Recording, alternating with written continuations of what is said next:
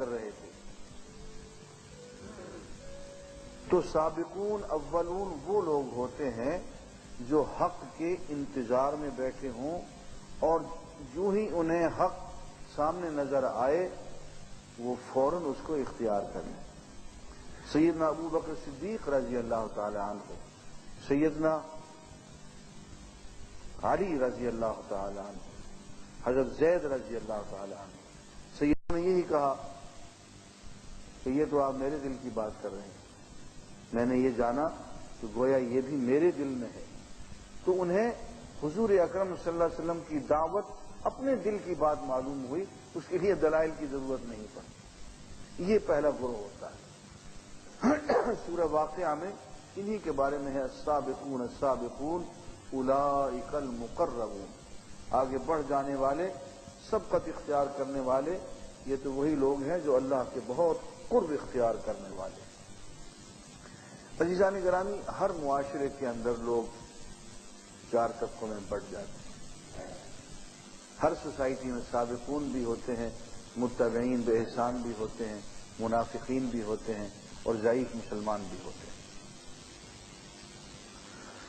دوسرا گروہ ہے والذین اتبعوہم بإحسان، اور وہ لوگ جو ہجرت اور نصرت میں بھلائی کے ساتھ ان کے پیرو ہوئے، جنہوں نے دیکھا کہ سابقین جب حضور کے ساتھ پہنچے ہیں تو کیا سے کیا ہو گئے، ان کی زندگی میں کیا انقلاب برپا ہو گیا. تو اس حالت کو دیکھ کے انہوں نے بھی خیر کا راستہ، اسلام کا راستہ اپنا لیا. لیکن جب اپنا لیا تو پھر سابقین کے ساتھ ساتھ پھر کسی بات میں پیچھے نہیں رہے. دونوں گروہوں کے بارے میں اللہ تعالیٰ فرماتا ہے رضی اللہ عنہم ورضوا عنہ، اللہ ان سے راضی ہو گیا اور وہ اللہ سے راضی ہو گئے. وَأَعَدَّ لَهُمْ جَنَّاتٌ تَجْرِي تَحْتَهَا الْأَنْهَارُ، اللہ نے ان کے لیے باغ تیار کر رکھے ہیں جن کے نیچے نہریں بہتی ہیں. خالدین فیہا ابدا، وہ ان میں ہمیشہ رہیں گے. ذالک الفوز العظیم، یہ بڑی کامیابی ہے. اس کے بعد تیسرے گروہ کا ذکر آ رہا ہے، یہ منافقین کا ہے. وَمِمَّنْ حَوْلَكُمْ مِنَ الْأَعْرَابِ مُنَافِقُونَ، اور تمہارے آس پاس کے کچھ اعراب دیہاتیوں میں سے کچھ منافق لوگ ہیں. وَمِنْ أَهْلِ الْمَدِينَةِ، اور اہل مدینہ میں سے بھی کچھ منافق ہیں.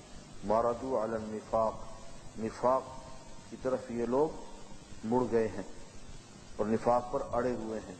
لَا تَعْلَمُهُمْ نَحْنُ نَعْلَمُهُمْ، اے نبی آپ ان کو نہیں جانتے، ہم انہیں جانتے ہیں. سَنُعَذِّبُهُمْ مَرَّتَيْنِ، ہم انہیں 2 مرتبے عذاب دیں گے. ثم يردون الى عذاب عظیم، اس کے بعد پھر بہت بڑے عذاب کی طرف لوٹا دیے جائیں گے. وآخرون، اور چوتھا گروہ اعترفوا بذنوبهم خلطوا عملا صالحا وآخر سیئا، ایک گروہ یہ بھی ہے جو اپنے گناہوں کا اعتراف کرتے ہیں. اہل ایمان ہیں لیکن ان کی زندگی میں گناہ بھی ہیں.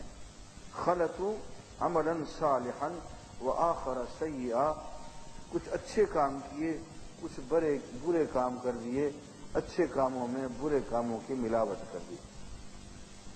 لیکن ان کی خوبی یہ ہے کہ اللہ کے سامنے اپنے گناہوں کا اعتراف کرتے ہیں اور اللہ سے چوری چھپے اپنے گناہوں کی معافی مانگتے رہتے ہیں. گناہ کرتے ہیں تو چھپ کے کرتے ہیں، گناہوں پہ دل ہی دل میں شرمندہ ہوتے ہیں اور اللہ سے معافی مانگتے ہیں. کھل کے گناہ نہیں کرتے ہیں، فاجر نہیں ہیں، گناہوں پہ شرمسار ہیں، گناہوں پہ فخر نہیں کرتے. عسى اللہ ان یتوب علیہم، امید ہے کہ اللہ تعالیٰ ان کی توبہ قبول فرما لے. ان اللہ غفور رحیم، اللہ تعالیٰ بہت بخشنے والا ہے، بہت مہربان ہے. دعا فرمائے اللہ تعالیٰ ہمیں کم از کم اس چوتھے گروہ میں تو لے آئے جن کے بارے میں وہ غفور الرحیم اپنے آپ کو قرار دیتا ہے.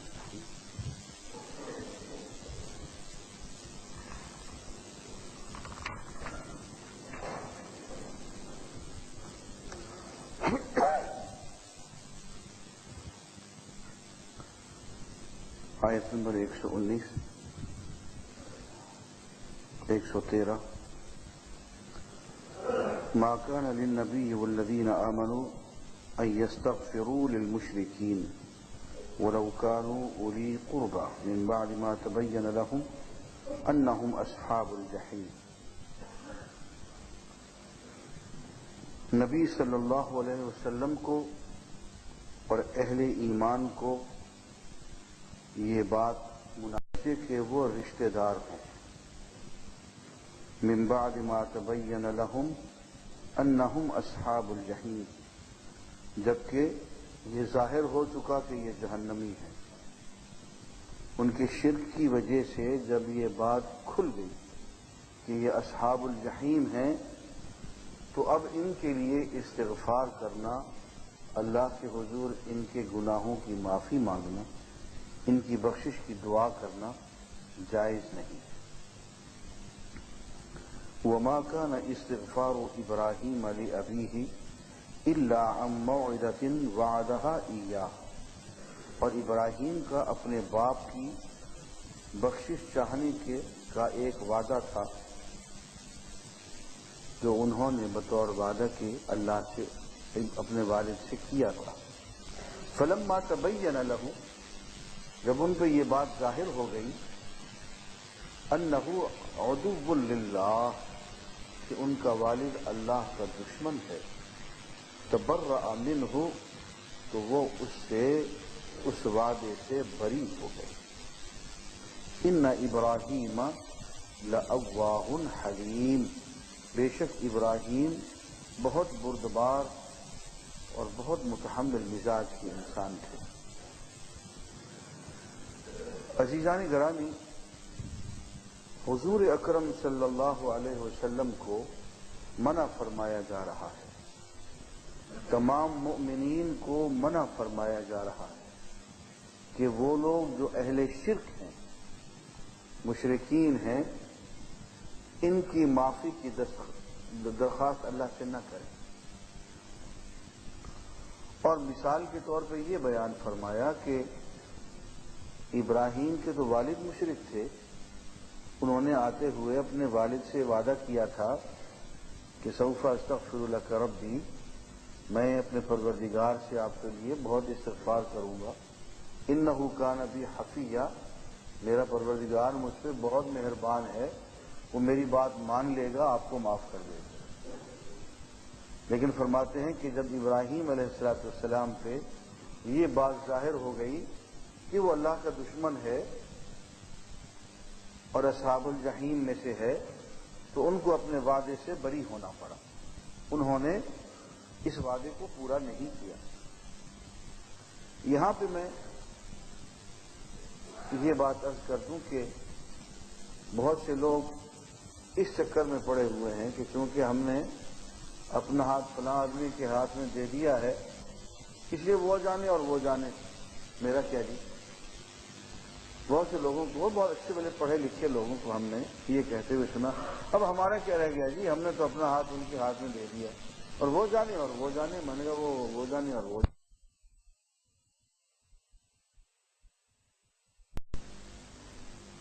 ایک لطیفہ میں اکثر یہاں سنایا کرتا ہوں کہ پیر سائیں کو ملنے آیا ایک آدمی دیہاتی کئی سالوں کے بعد، تو پیر سائیں ٹٹول ٹٹول کے اپنے اس شکار کو دیکھتے رہے، پہچانا نہ گیا کہ یہ شکار ہے کون، شکار باز میں نہیں پہچانے جاتے۔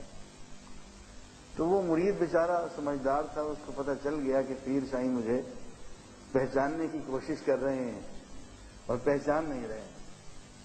تو پھر یہ سائیں پہچاتا جی، کہتے نہیں، رہتا کہ ہاں پہچان، پوچھ بھی لیتا کہ میرا نام کیا ہے، میں کون ہوں۔ پیر صاحب نے بتا دیا کہ مجھے پہچانا نہیں۔ تو اس بیچارے کو بہت صدمہ ہوا، اس نے سائیں جگہ تھے نہیں پہچاتا تو پھر کسی پہچانا، آپ یہاں ہی میں نہیں پہچانا ہے تو مرنے کے بعد ہمیں وہاں کیا پہچانیں گے۔ تو حقیقت یہی ہے، یہ جو نفسی نفسی کا عالم کہا جاتا ہے، اس وقت تو قرآن یہ کہتا ہے کہ یوم یفر المرء من اخیہ و امہ و ابیہ و صاحبتہ و بنیہ، اس دن انسان اپنے سگے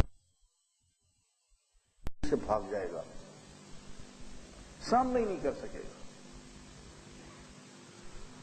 اور اس کی کئی وجوہات ہوں گی. ایک تو اس لیے کہ منہ نہیں دکھا سکے گا کہ وہاں تو حضرت صاحب بنا ہوا تھا دنیا میں، اور یہاں پھر وہ کندھے پہ ڈھیر ہوگا گناہوں کا، پورا رجسٹر لدے ہوئے ہوں گے، چہرے بگڑے ہوئے ہوں گے، منہ کالے ہوئے ہوں گے. اور بعد میں کہا کرتے ہیں جو لوگ دنیا میں جتنی دیواریں کالے کرتے ہیں نا، آخرت میں اتنا ہی ان کا منہ کالا ہوگا. جو لوگ جتنی دنیا میں شہرت چاہتے ہیں اور دیواریں کالی کرتے ہیں، منہ کالے ہوں گے تو باپ کے سامنے کیسے آئیں گے، بیٹے کے سامنے کیسے آئیں گے، منہ دکھا ہی نہیں سکے. اور ایک بات یہ بھی ہے کہ منہ کالے نہیں بھی ہوں گے تو یہ ڈر تو ہوگا کہ یار ہماری نیکیاں جو گنی چنی ہیں کہیں یہ بیٹا جو ہے کہ کچھ نیکی نہ مانگ لے، ان مصیبت میں پڑ جائیں، انکار کرنا پڑ جائے تو ایسی چھٹی کر جائے. تو اس دن باپ اور بیٹا ایک دوسرے کے نہیں بنیں گے، ماں اور بیٹا ایک دوسرے کے نہیں بنیں گے، میاں بیوی ایک دوسرے کو نہیں بنیں گے. یہ عیسائی کے کھاتے میں آ گئے بیچارے، یہ اپنی خیر منائیں. اس لیے یہ جو غلط تعویلات ہمارے ہاں تصورات ہیں ان کو ختم کرنا چاہیے اور قرآن مجید کی طرف لوٹنا چاہیے. ہاں، اس سے یہ مراد نہیں ہے کہ انسان جو ہے اولیاء اللہ کی صحبت اختیار نہ کرے. نیک لوگوں کی صحبت اختیار کرنا، علماء کی صحبت میں بیٹھنا، اس کا حکم بھی قرآن مجید دے رہا ہے اور اتفاق سے اسی صفحے پہ دے رہا ہے. یا ایھا الذین آمنوا، اے اہل ایمان، اتقوا اللہ، اللہ کا تقوی اختیار کرو، اللہ کی محبت اختیار کرو اور اس سے اس طرح سے ڈرو جیسے کوئی محبوب سے ڈرتا ہے کہ میں اس کی نظروں میں گر نہ جاؤں. اسے تقوی کہتے ہیں. وَكُونُوا مَعَ الصَّادِقِينَ، اور سچے لوگوں کا ساتھ دو، سچے لوگوں کے ساتھی بن جاؤ، ان کی صحبت میں آ جاؤ. عزیزان گرامی، یہ نیک لوگوں کی صحبت اپنی جگہ پہ بہت بڑی نیکی ہے. صحابی کون ہوتا ہے جس نے حضور اکرم صلی اللہ علیہ وآلہ وسلم کی صحبت اختیار کر لی، جس نے حضور اکرم صلی اللہ علیہ وسلم کو بحالت ایمان دیکھا اور بحالت ایمان اس کی وفات ہو گئی، یہ صحابی ہے. اور اس کے بارے میں فرمایا کہ دخل الجنت من رآنی، جس نے مجھے اس عالم میں دیکھا وہ جنت میں داخل ہو گیا. ودخل الجنت من رآنی، جس نے مجھے یوں دیکھنے والے کو دیکھ لیا وہ بھی جنت میں داخل ہوا. تو تابعی کے لیے بھی جنت کی بشارت ہے، صحابی کے لیے بھی جنت کی بشارت، اس لیے کہ صحابی نے حضور کی صحبت اٹھائی اور تابعی نے صحابی کی صحبت اٹھائی. فرمایا یہ جنت کے لیے ایک بہت بڑی بشارت ہے. تو نیک لوگوں کی صحبت اختیار کرنا، فرمایا یہ ایسے ہے جیسے تم کسی عطر فروش کے ہاں جا کے بیٹھ جاؤ، یا تو عطر خرید لو گے. اب عطر فروش کے ہاں بیٹھنے سے اپنے اپنے ظرف کی بات ہے، یا تو عطر کی شیشی خرید لو گے، یا عطر فروش تمہیں عطر کا پنبہ لگا کے بطور ہدیے کے دے دے گا، عطر کے کچھ نمونے تمہیں دکھا دے گا، اور کچھ بھی نہیں ہوگا تو عطر فروش کی دکان پہ عطر کی خوشبو تو آتی رہے گی، اس کو تو کوئی نہیں روک سکتا. اور فرمایا کہ بری صحبت میں بیٹھنا ایسا ہے جیسے بھٹی دھونکنے والے کے یہاں جا کے بیٹھ جاؤ کہ یا تو اپنے جسم کے کسی حصے کو جلا لیں گے، یا یہ کوئی چنگاری آ گئی کپڑے کو داغ لگا جائے گی، اور کچھ نہیں تو دھواں اور بدبو تو آتی ہی رہے گی، اس کو تو کوئی نہیں روک سکتا. تو یہ اپنی جگہ پہ ضروری ہے، لیکن اپنے اعمال سے بے پرواہ ہو جانا اور اپنا ہاتھ کسی کے ہاتھ میں دے کے اس کا بھی کھانا خراب کرنا اور اپنا بھی کھانا خراب کرنا، یہ قرآن کی تعلیمات کے خلاف ہے.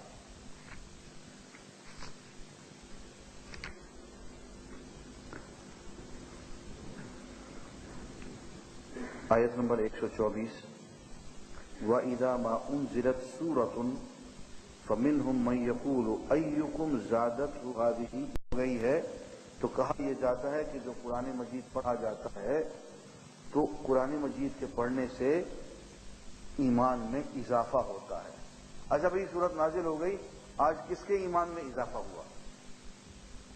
تو قرآن مجید اس کا جواب یہ دیتا ہے فَأَمَّا الَّذِينَ آمَنُوا، وہ لوگ جو ایمان والے ہیں، فَزَادَتْهُمْ ایمانا، سب کے ایمان میں اضافہ ہو جاتا ہے، وَهُمْ يَسْتَبْشِرُونَ، اور ایک ایک آیت کو پڑھتے ہی وہ خوشیاں مناتے ہیں، وہ بشارتیں حاصل کرتے ہیں۔ وَأَمَّا الَّذِينَ فِي قُلُوبِهِم مَرَضٌ، اور وہ لوگ جن کے دلوں میں بیماری ہے، یہ دلوں میں بیماری سے مراد ہارٹ اٹیک نہیں ہے، یہاں سے مراد نفاق ہے، وہ لوگ جن کے دلوں میں بیماری ہے، فَزَادَتْهُمْ رِجْسًا إِلَىٰ رِجْسِهِمْ، تو اللہ کی آیات جب نازل ہوتی ہیں تو ان کے نفاق کی وجہ سے یہی آیتیں ان کے نفاق اور ان کی گندگی پہ گندگی کا اور اضافہ کرتی چلی جاتی ہیں، ان کی بے ایمانی پہ اور مہر لگاتی چلی جاتی ہیں۔ وہ ماتو، اور وہ مر جاتے ہیں، وہ ہم کافرون، اور کفر کے عالم میں ہوتے ہیں۔ قرآن مجید کی ہر آیت اور ہر آیت کی تلاوت ایمان کے اضافہ کا موجب ہے۔ اس لیے میں عرض کیا کرتا ہوں کہ قرآن مجید پڑھے بغیر ایمان حاصل نہیں ہوتا۔ قرآن مجید پورے کا پورا سمجھ کے پڑھنا چاہیے، اس لیے کہ جب تک ہم اسے جانیں گے نہیں، سمجھیں گے نہیں، کس چیز کو مانیں گے؟ ظاہر ہے اسی چیز کو مانیں گے جو ہمارے علم میں آئے گی، جو سمجھ میں آئے گی۔ جب مان لیں گے تو ایمان میں اضافہ ہوگا۔ ہر آیت ہمارے ایمان میں اضافہ کرتی چلی جائے گی۔ بسم اللہ الرحمن الرحیم۔ سورہ یونس ابتدا ہو گئی ہے، اور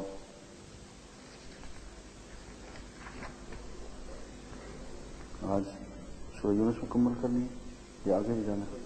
بس ٹھیک ہے۔